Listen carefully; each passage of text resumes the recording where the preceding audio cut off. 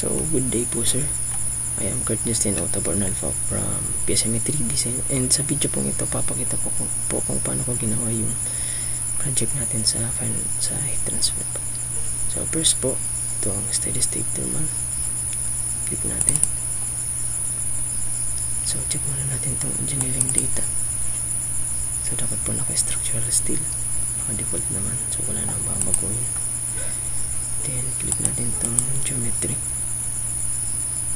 yung design model.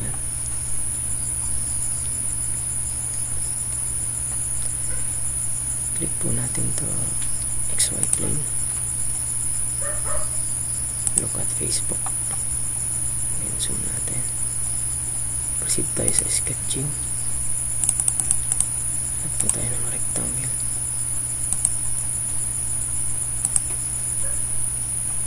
Then dimensions,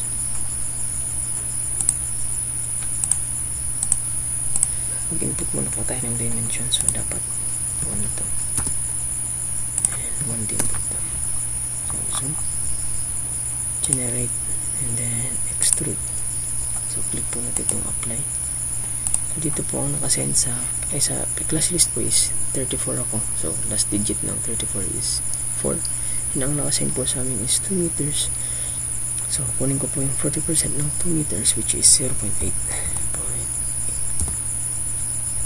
Enter, then generate. So click po natin itong faces, itong dark side, and then look at face, and then proceed po ulit tayo sa sketching, and mag-add po tayo na ulit ng rectangle. So make sure na 0, 0. Dapat to 1:1.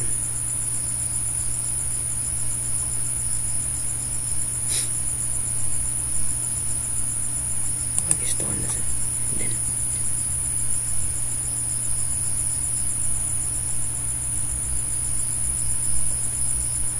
generate, and then extrude po, apply ulit. So dito po ilalagay is yung natitira. So kanina po is 40%, and may natitira pang 60%. So ang 60% ng 2 meters is 1.2. Enter, and then add po tayo ng material, add frozen, then generate, and makita na po natin itong object. So para mas makita, click natin itong 2 parts, 2 bodies, and then solid. Scan lang, and then balik po tayo dito sa workbench, and click natin itong model.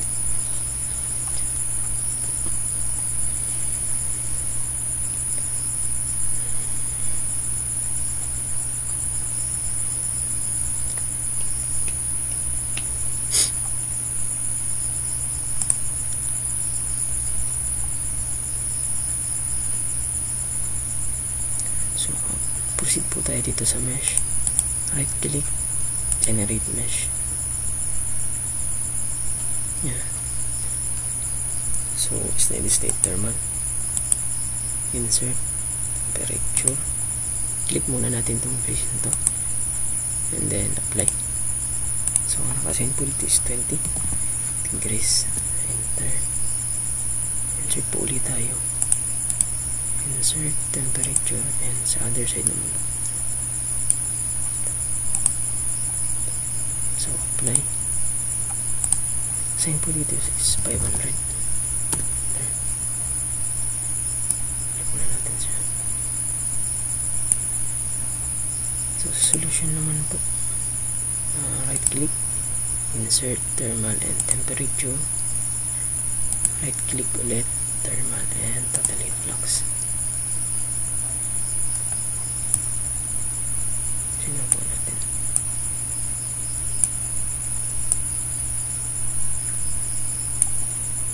and then click solve.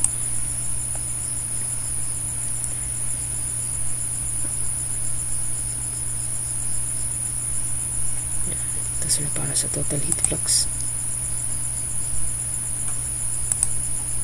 Ito naman po sir is para sa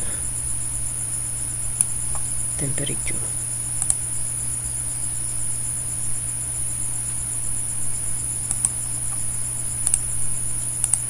So print preview. Ito na po, sir. So subject, heat transfer. So order po ako. Just tambonan. And prepared po for engineer Jerry C.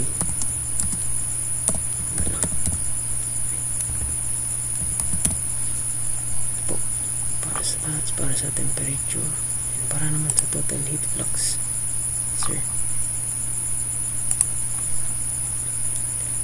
Heat transfer. Author ako po.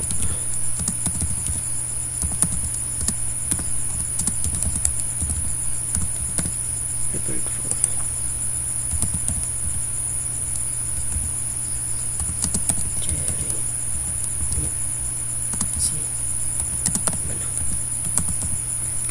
comments and project.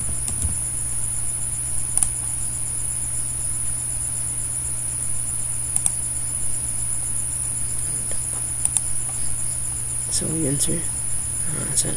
Thank you for watching po this video. Waiting ko lang po ito.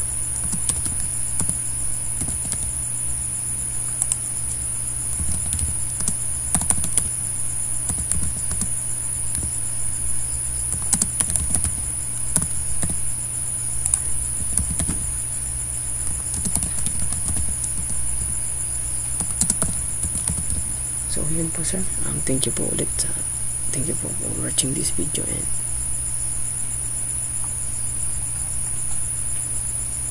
salamat. Thank you, sir.